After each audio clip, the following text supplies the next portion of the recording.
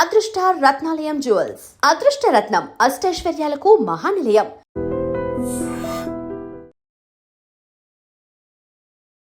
నమస్కారం, welcome to I dream. ధర్మ మార్గం విత్ విజిత కార్యక్రమానికి స్వాగతం.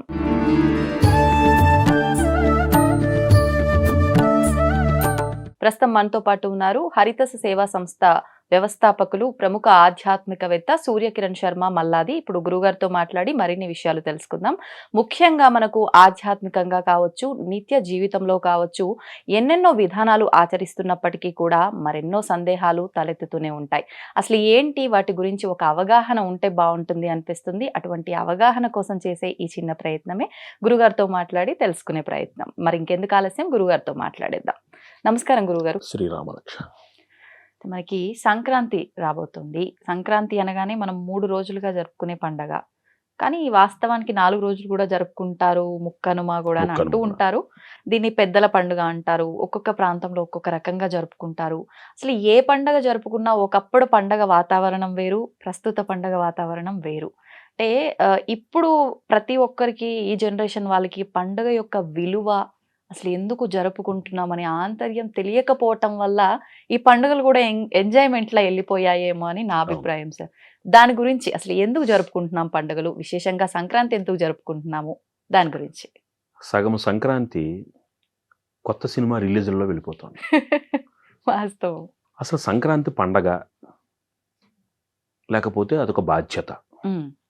జ్యోతిష శాస్త్రాన్ని అనుసరించి మనకి సూర్య సిద్ధాంతము అని, చాంద్రమానము అని, బారహస్పత్యమానము అని, నక్షత్రమానము అని 4 విధాలుగా ఉన్నాయి. సూర్య సిద్ధాంతము అంటే సౌర విధానము అంటే సూర్యుడి యొక్క గమనాన్ని అనుసరించి వెళ్ళేది. కర్కాటక సంక్రమణము అంటే కర్కాటక రాశిలోకి సూర్యుడు ప్రవేశించిన దగ్గర నుంచి మనం దక్షిణాయనంగా, మకర రాశిలోకి ప్రవేశించినటువంటి సమయాన్ని నుంచి ఉత్తరాయణముగా మనం భావిస్తాం. ఇలా మనం జాగ్రత్తగా లెక్కేసుకుంటే 12 సంక్రమణాలు ఉంటాయి. ప్రతి రాశిలోనూ సూర్యుడు 30 రోజుల పాటు ఉంటాడు. అంటే ప్రతి మాసంలోనూ ఒక సంక్రమణం జరుగుతుంది. ఒక సంక్రమణము ఒక సూర్యగ్రహణంతో సమానము. అంత పవిత్రము. ప్రతి సంక్రమణము ఒక సూర్యగ్రహణంతో సమానము. సంక్రమణము, వ్యతిపాత యోగము, గ్రహణము ఇవన్నీ ఆధ్యాత్మిక సాధనలో విశేషమైనటువంటి ఫలితాలనిచ్చే మహత్తరమైనటువంటి సమయాలు. నిజానికి ఇవి పిండి వంటలతోటో వేటితోటో గడుపుకోవాల్సినటువంటి సమయాలు కావు. మరి పండగ వాతావరణం ఏమిటి అంటే రైతన్నలకి పంట చేతికొచ్చేటువంటి సమయం. కాబట్టి వాళ్ళకి ఇది ఆ వచ్చినటువంటి ఆ పంటని సూర్యుడికి అర్పించేటువంటి, సూర్యుడికి నివేదన పెట్టేటువంటి, కొండలలో మనకి అన్నాల్ని పొంగించు పాయసాలని వాడిని పొంగించేటువంటి ఒక మహత్తరమైన సమయం.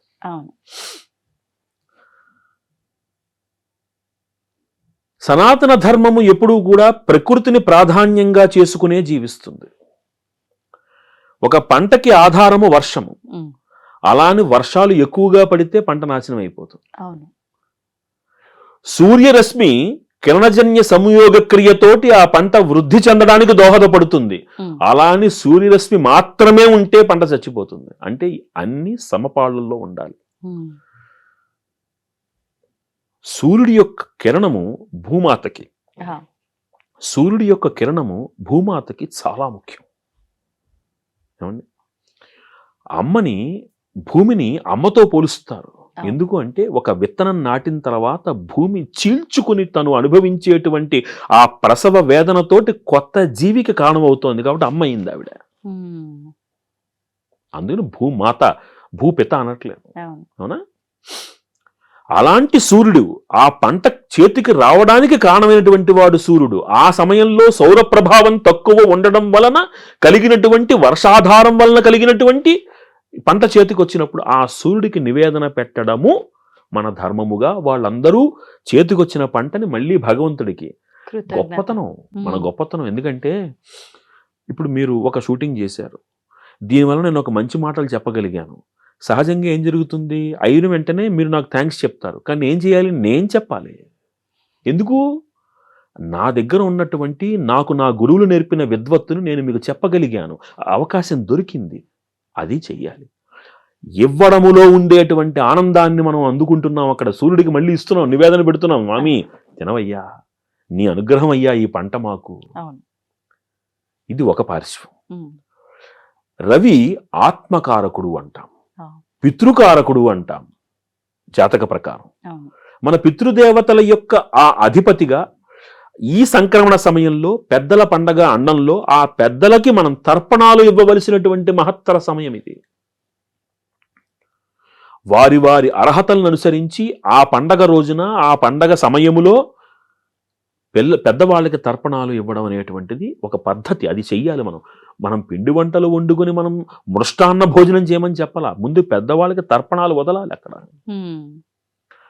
ఆ సంక్రమణ సమయంలో జప తపాదులు అనుష్ఠానాదులు చేసుకోవడం వల్ల సూర్యుడి ప్రభావం మన మీద పడి మనలో మంత్ర చైతన్యం కలుగుతుంది అనేది ఒక వాదన. ఇన్ని విధాలుగా ఈ పండగను జరపాలి. ముగ్గుల లోగిళ్లతోటి ఇంటికి హరిదాసులు వస్తారు, డూడు బసవన్నలు వస్తారు. ఆ ప్రాంతం అంతా కూడా పచ్చదనంతో కలకల్లాడాలి. ఇప్పుడంటే బంతి పువ్వుల మాలలు కడుతున్నారు, దానివల్ల ఉపయోగం శూన్యం. మామిడాకు తోరణాలు కట్టాలి. ఎందుకు? అందులో ఉండేటువంటి ఒక కెమికల్ రియాక్షన్ నెగటివ్ ఎనర్జీని లోపలికి రానివ్వదు. మన భారతదేశంలో కొన్ని రాష్ట్రాలలో ఎప్పటికీ ఒక నియమం ఉంది, ఆ ఇంటికి ఎప్పుడూ పచ్చటి తోరణం వేలాడుతూనే ఉంటుంది. మీరు అరుణాచల్ ప్రదేశ్ వెళ్ళండి, బీహార్లోని కొన్ని మారుమూల గిరిజన ప్రాంతాలకు వెళ్ళండి, ఉత్తరప్రదేశ్ వెళ్ళండి, జమ్మూ కాశ్మీర్ వెళ్ళండి, ఖచ్చితంగా పచ్చటి ఆకులు ఎప్పుడు ఆ మామిడాకు ఎండిపోగానే తీసేసి మళ్ళీ కట్టేస్తారు వాళ్ళు. ఈ సాంప్రదాయం మనకు ఉన్నది, మనం మర్చిపోతున్నాం.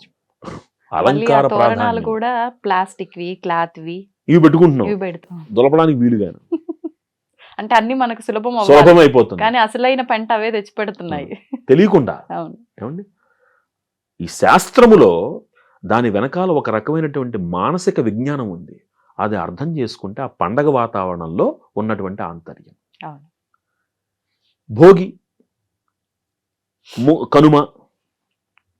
కనుమ నాడు కాకి కూడా కదలదు అంటారు. దీని వెనకాల ఆంతర్యం ఏమిటి? బంధువులందరూ సంక్రాంతికి ఇంటికి వచ్చి ఆ పిండి వంటలు ఏవో పొద్దుటి నుంచి చక్కగా వాళ్ళందరూ అనుకున్న ధర్మానుష్ఠానాలన్నీ చేసుకుని సాయంకాలం పిండి వంటలతోటి చక్కగా భోజనాలు చేసి తర్వాత రోజు ఉదయమే బయలుదేరిపోతే ఆరోగ్యం ఉంటుందా? అందుకని కనుమ నాడు కాకి కూడా కదలదు అంటే ఈ తిన్నటువంటి ఆ ఆహారము జీర్ణమై చక్కగా ఆనందంగా అందరూ కలిసి శరీరము స్థిరపడి మళ్ళీ తదుపరి కార్యక్రమానికి ఉద్యుక్తులయ్యేటందుకు గాను కనుమ నాడు ఎక్కడికి వెళ్ళకూడదు, అక్కడే ఉండాలి అన్న నియమం పెట్టారు. అంటే ఒకవేళ వెళ్తే మళ్ళీ ఇంకొక ప్రయాణం చేయవలసి వస్తుంది అని శాస్త్రం. ఇది ఈ శాస్త్ర నియమం మనకి నవమి తిథికి కనబడుతోంది. మనకి నవమి నాడు అందుకే ప్రయాణం చేయకూడదు. మీరు వెళ్ళిన దగ్గర నుంచి 9వ రోజు ప్రయాణం చేయకూడదు. మీరు వెళ్ళిన దగ్గర నుంచి 9వ రోజు ప్రయాణము కూడదు, నవమి తిథి ప్రయాణము కూడదు. ఎందుకంటే మళ్ళీ ప్రయాణం చేయాల్సి వస్తుంది అక్కడ. ఈ 9వ రోజు ప్రయాణం అనేది కొన్నిసార్లు వింటూ ఉంటాం సార్, కానీ ఇది మనం ఎక్కడి నుంచి వచ్చామో అక్కడికి మళ్ళీ వెళ్ళకూడదా, ఎక్కడికి వెళ్ళకూడదా? అసలు 9వ రోజు ప్రయాణమే కూడదు. ఓకే, కానీ చాలా మంది ఆచరిస్తున్నది మేము ఇక్కడ నుంచి వచ్చాం కాబట్టి ఇక్కడికి వెళ్ళొద్దు, అక్కడికి వెళ్ళొచ్చు. మీరు వచ్చిన దగ్గర నుంచి 9వ రోజు ప్రయాణం ఇంకొక ప్రయాణానికి హేతు అవుతుంది. నవమి తిథి ప్రయాణము, నవమి కార్యారంభము అదే పని మళ్ళీ చేయాల్సి వస్తుంది. మనకి ముహూర్త దర్పణం చెప్తున్నటువంటి నియమాలు ఇవన్నీ. కాబట్టి అలా కనుమ నాడు బయటికి వెళ్లకుండా వాళ్ళందరూ చక్కగా ఆరోగ్యంగా ఉండడానికి ఆ మార్పుని, అప్పటిదాకా లేని మార్పుని. ఇంకొకటి ఇదేమవుతుందంటే ఋతువులు మారేటువంటి సమయాన్ని మనం యమదంష్ట్రకాలము అంటాం. అప్పుడు ప్రచండమైనటువంటి ప్రబలమైనటువంటి వ్యాధులు శరీరాన్ని ఆకర్షించే ప్రమాదం ఉంటుంది. కాబట్టి అక్కడ చాలా జాగ్రత్తగా ఉండాలి. అలా అని పండగ చేసుకోవడం ఆపలేం. పండగ చేసుకున్న తర్వాత కూడా ఆరోగ్యంగా ఉండాలి. అందుకని ప్రయాణాలను నియంత్రిస్తూ తర్వాత రోజుకి మార్చడం జరిగింది. మీరన్నట్లు ప్రయాణాలు మాత్రం కొన్ని సందర్భాల్లో కూడదు, కానీ కనుమలు కూడా ఇంకా మనకి ఏడాది కాలంలో ఇంకా కొన్ని కనుమలు చాలా వస్తాయి మనకి. అంటే అన్ని కనుమలకి ఇది వర్తించదు, ఈ కనుమకి మాత్రమే వర్తిస్తుంది. అన్ని సమయాలకి వర్తిస్తుందని చెప్పేవాళ్ళు లేకపోలేదు, కానీ మా గురువు గారు మాకు అందించిన వివరం ప్రకారం ఇది అన్ని కనుమలకి వర్తించదు. ఈ సంక్రాంతి పెదప కనుమలోకి మాత్రమే ఇది వర్తిస్తుంది ప్రయాణం నియమము అనేది. ఉమ్, నవమి తిథికి వర్తిస్తుంది. ఆ. అది ఆ జాగ్రత్త తీసుకోవాలి మనిషి. అలా. ఉమ్. సో ఇప్పుడు అప్పుడు పెద్దవాళ్ళకి మనం ఉమ్, తర్పణాలు, పెద్దవాళ్ళ పేరు మీద ఉమ్, ఆ, బ్రాహ్మలకి స్వయంపాక స్వయంపాక దానాలు ఇలాంటివి చేస్తూ వాళ్ళని స్మరించుకోవలసినటువంటి పర్వదినం సంక్రాంతి పర్వదినం. ఉమ్, సంక్రాంతినే సంక్రమణము అంటాము. ఆ క్షణం నుంచి మనకి ఉత్తరాయణం ప్రారంభమవుతుంది. అవును ఉత్తరాయణ పుణ్యకాలంలో సూర్య ప్రాధాన్యమైనటువంటి కాలం వస్తుంది. వస్తుంది. దక్షిణాయన పుణ్యకాలంలో చంద్ర ప్రాధాన్య కాలము, రాత్రి సమయం ఎక్కువ ఉంటుంది. ఉమ్, ఉత్తరాయణ పుణ్యకాలంలో పగటి కాలం ఎక్కువ ఉంటుంది. అవును తర్వాత మహత్తరమైనటువంటి మాఘ వైశాఖ మాసముల వంటి విశిష్ట మాసములు వస్తాయి. అనుష్ఠానాది కార్యక్రమాలకి సత్కార్య నిర్వహణకు ఉపయోగపడతాయి. ఉమ్, కాబట్టి దానిని రవి బలంతో మనం స్వాగతించాల్సినటువంటి మహత్తర పుణ్యకాలము సంక్రమణము. ఆ. అంతేగాని కోళ్ల పందాలకి, ఎద్దుల పందాలకి, సినిమాలకి సమయాన్ని తగలేయకూడదు మనం. మరి గాలిపటాలకి గాలిపటాలు మనకు కావుగా, ఆ పండగే మంది కాదు. ఆ గాలిపటాలు ఈ పురాతన కాలంలో గాలిపటాల్లాగా ఆడుకుంటే పర్వాలేదు. ఉమ్, పాపం ఇప్పుడు ఈ మాంజాలు వచ్చిన తర్వాత పాపం పక్షులు ఎగడానికి కూడా అవకాశం లేకుండా పోతున్నాయి. అదేం పైశాచికత్వమో అర్థం కాదు. అలాంటివన్నీ కూడవు. ఉమ్, జాగ్రత్తగా ఆనందంగా చేసుకోండి. అవును అతి దారుణకరమైనటువంటి విషయం ఏమిటంటే హైదరాబాద్ లోనే పాత బస్తీలో ఈ మాంజా తగిలి గొంతు కోసుకుపోయి చిన్న పిల్లవాడు మరణించాడట. ఆ, అది ఎంత నిర్హేతుకమైనటువంటి విషయం. అవును ఖచ్చితంగా ఈ గాలిపటాలు ఎగరవేసే దాంట్లో చాలా మంది ఇబ్బంది పడ్డారు. ఇప్పుడు మీరు పోలీసులు ఆ. కూడా ఒక డ్రైవ్ చేస్తున్నారు కదా, కంఠానికి మీరు క్లాత్ కట్టుకునే వెళ్ళండి మీరు ఈ టైంలో అని చెప్పి. అవును అసలు అలాంటి పరిస్థితి ఎందుకు? ఆ మాంజాలు అనేటువంటి ఆ గ్లాసులతోటి తయారు, గాజు పిండితో తయారు చేయడం ఎందుకు అవన్నీ? సరే మీరు అన్నట్టు మనమైతే జాగ్రత్త పడతాం. ఆ మాత్రం ఆ జ్ఞానం ఉంది, అవును. ఇస్తున్నారు కాబట్టి. అవును, పాపం పక్షుల పరిస్థితి నిజంగా మనం చూశారు కదా, ఆ. 8 పౌరాళ్ళు కోలబడిపోయాట పాపం. అవును ఒక జీవిని చంపి మనం తీసుకునే ఆనందం ఎంతవరకు సబబు? అవును పండగని పండగలాగా, నీ పండగ నీకు ఎంత ఆనందమో నీ పక్కవాడికి కూడా అంతే ఆనందాన్ని ఇవ్వాలి. అంతే అంతే. అప్పుడే అది పండగ అవుతుంది. ఉమ్, వాడు అక్కడ కన్నీళ్లు పెట్టుకుంటున్నప్పుడు నువ్వు నవ్వితే అదే పండగ ఎందుకు అవుతుంది? ఉమ్, అవును అలాంటి పరిస్థితి రాకూడదు మనకి. అంతే. కాబట్టి అందరూ సుహృద్భావంతో, రైతన్నలు పండించినటువంటి పంటతోటి, సూర్యుడికి వేసేటువంటి ఆ నివేదనతోటి, సూర్యుడికి ఇస్తున్నటువంటి అర్ఘ్యప్రదానంతో, అవును పెద్దవాళ్ళకి ఇస్తున్నటువంటి తర్పణంతో, పెద్దవాళ్ల పేరు మీద ఇస్తున్నటువంటి స్వయంపాకాలతోటి, ఉమ్, పిండి వంటలు, ఇంట్లో చేసుకున్న పిండి వంటలను మృష్టంగా చక్కగా భుజిస్తూ అవును అందరూ కలిసి ఆనందంగా గడపండి. అంతే. సినిమాకి వెళ్ళి అరుపులు కేకలు వేయడం ఎందుకు అవన్నీ? ఇప్పుడు అవును అవన్నీ సదాచారములు అవన్నీ లేవు. కావు. ఆచారం మళ్ళీ- ఇది సంక్రాంతి పూర్తిగా ఆచార హేతువైనటువంటి జీవన విధానం. ఉమ్. ఇప్పుడు మరి ఇంత విశేషం ఉన్న ఈ పండగని అంటే కొన్నిసార్లు వింటూ ఉంటాం, సంక్రాంతి ఈసారి కీడుతో వచ్చింది. కొన్ని అంటే నేను విన్నంత వరకు ఒక్క కొడుకున్న వాళ్ళకి ఈ రకంగా, ఒక్క కూతురున్న వాళ్ళకి ఈ రకంగా, అంటే సంక్రాంతి ముందు మూఢముంది, కొన్ని రోజులు శుభకార్యాలు కూడదు అని చెప్పేసరికి ఇంకా సంక్రాంతి కూడా కీడు పండగ అని చెప్పి కొంతమంది డిసైడ్ చేస్తున్నారు. ఇది ఎంతవరకు నిజం సార్? ప్రతి సంక్రాంతి పురుషుడికి ఒక లక్షణంతో వస్తాడు. ఉమ్, అతను ప్రవేశించేటువంటి సమయము నక్షత్రాన్ని అనుసరించి ప్రతి సంక్రాంతి పురుషుడు ఒక లక్షణంతో వస్తాడు. ఉమ్, ఇప్పుడు ఎలా ఉంటుందంటే, ఈ రాశి వారికి ఈ సంవత్సరం రాజపూజ్యం ఇది, అవమానం ఎంత అనగానే రేపొద్దు నుంచి వాడు ఇంట్లో రేపటి నుంచి అందరూ నన్ను తిడతారు, నాకు అవమానం ఎక్కువగా ఉందని భావిస్తాడు వాడు. అవును. సంక్రాంతి పురుషుడి లక్షణం చెప్పినా, ఉమ్, రాజపూజ్య అవమానాలు చెప్పినా, ఆదాయ వ్యయాలు చెప్పినా అవి మీ ఇంట్లో కలిగేటువంటి లాభ నష్టాలకి ప్రతీకలు కావు అని గమనించాలి. ఉమ్, అది పర్యావరణానికి సంబంధించినటువంటి లక్షణంగా భావించాలి. ఆ, ఆ సంవత్సరము సంక్రాంతి పురుషుడి లక్షణం అలా ఉండడం వలన పర్యావరణం గాని ఆలోచన సరళ గాని ఇలా ఉంటుంది కాబట్టి ఈ సత్కార్యాలతోటి దాన్ని మీరు అధిగమించాలి అవును. అని చెప్పడమే లక్షణం తప్ప దాన్ని మనం వ్యక్తిగతంగా ఆపాదించుకోమని ఎక్కడా చెప్పబడలేదు. ఆ, గోచారం కూడా మీరు వ్యక్తిగతంగా ఆపాదించుకోవడానికి లేదు, అవి సహజమైనటువంటి లక్షణాలుగా చెప్పబడుతున్నాయి. ఉమ్, మీ వ్యక్తిగతమైనటువంటి పురోభివృద్ధికి మీ వ్యక్తిగత జాతకము కావలసిందే. ఆ, కాబట్టి అది ప్రాకృతికంగా ఈ సంవత్సరము సంక్రాంతి యొక్క లక్షణాన్ని అనుసరించి రాబోయేటువంటి ఈ సంవత్సరము 3 నెలలు ఇలా ఉండేందుకు, 9 నెలలు ఇలా ఉండేందుకు అవకాశం ఉంది అని సంక్రాంతి పురుషుడి లక్షణం ద్వారా తెలియజేస్తారు. ఓహో. మనకు సైన్యాధిపతి శని అయ్యాడు అంటారు. అనగానే అవుతుంది ఉద్రిక్త వాతావరణం ఉంటుంది, యుద్ధ వాతావరణం ఉంటుంది అంటారు. అవన్నీ లక్షణాలు. అది ఇండియాలో ఉంటుందా అంటే ఇండియాలో ఉండొచ్చు, పక్క దేశంలో ఉండొచ్చు.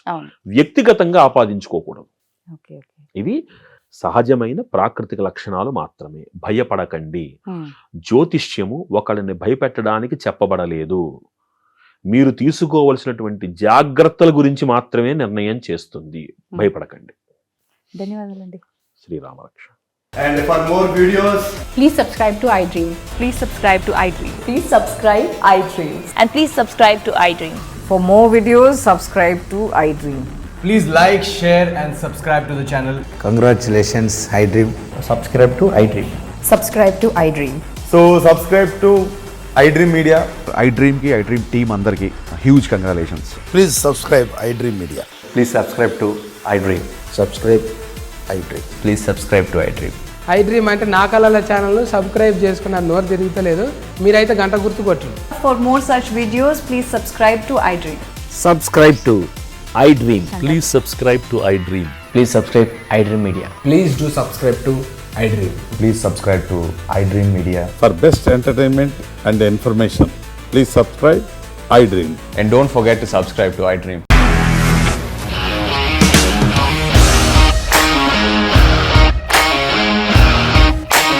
ఇండస్ట్రీలో కమిట్మెంట్ ఇష్యూస్ వస్తే నీకు కూడా వచ్చినట్టు. మార్నింగ్ తీసుకెళ్ళాలంటే కొట్టి పడేస్తాడు.